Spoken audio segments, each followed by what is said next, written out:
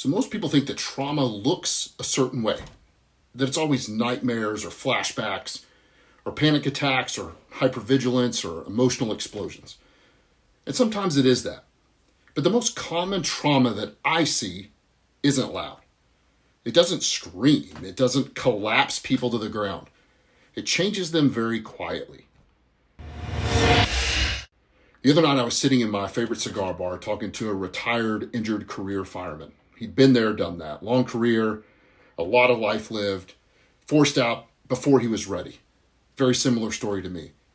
So we started sharing stories, and we shared the funny ones first. Great laughs, those absurd moments that happen when people are under pressure for years. The kind of stories that just make you laugh until your eyes water, because laughter is the only honest response. I miss some of those. And then some of the hard stories started to come up. The tragic ones that we've seen. The kind of stories that end up leaving a mark. But I noticed something important actually happened in those stories. There wasn't an emotional breakdown. Nobody was shaking. Nobody was overwhelmed. We just got quiet for a minute. Kind of this shared pause in between us. Almost kind of this like acknowledgement, knowing, yeah, that was a bad one. And then we moved on. That moment captures something that people completely misunderstand about trauma. Trauma isn't always about being haunted by what happened. Sometimes it's about being quietly changed by what kept happening and realizing years later that you just stopped caring. Not because you've healed, but because your nervous system learned that distance was safer than feeling. That is what chronic trauma looks like. And almost no one talks about it this way. Listen, chronic trauma doesn't come from one catastrophic moment. Those are real problems. This comes from exposure.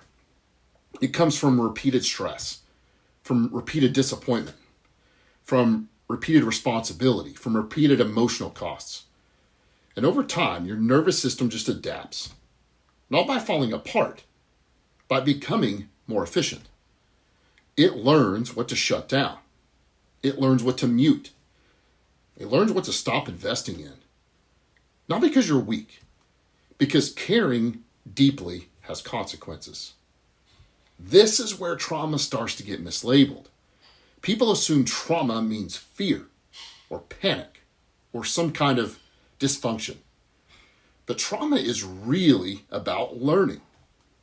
Learning what's safe. Learning what's worth the effort in the first place. Learning where attachment actually hurt. And sometimes the lesson learned is this. Feeling less feels safer than feeling fully. Feeling less is safer than feeling fully. So the system just keeps turning the volume down.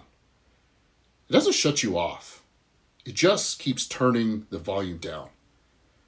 You still have enough to function. You still have enough to survive. You still have enough to keep moving forward. That's why so many people in that position say, I'm fine. I'm fine. I've just seen a lot.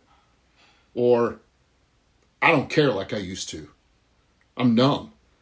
I'm just not emotional anymore. And to be honest, that's probably for the best.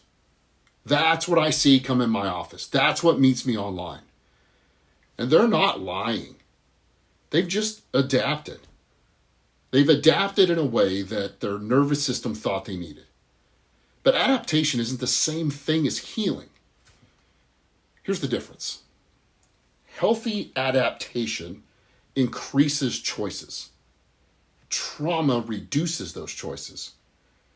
When emotional distance becomes this automatic instead of intentional, that's not strength.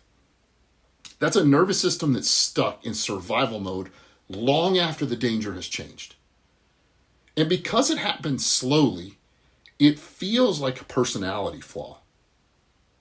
It feels like maturity sometimes. It feels like realism. It feels like wisdom.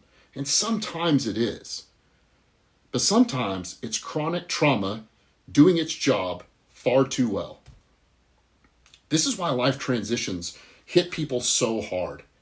The injuries, the retirements, the divorces, the loss, the burnout, those big changes in life you didn't see coming. The structure just disappears out from underneath you. And suddenly, the emotional distance that kept everything manageable starts leaking into relationships, meaning and purpose and connections. You don't feel broken, you just feel flat.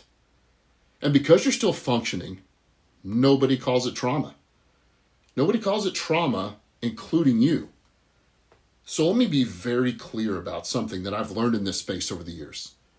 This isn't about becoming emotional. It's not about reliving the past.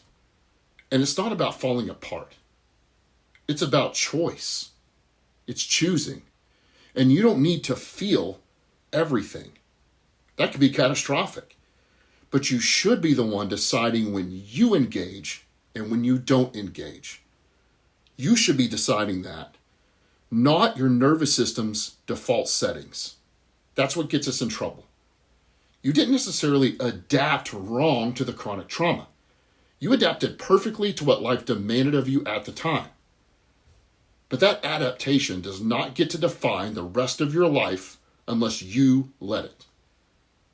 The goal of treatment, the goal of getting better, isn't to undo survival. The goal is to update it.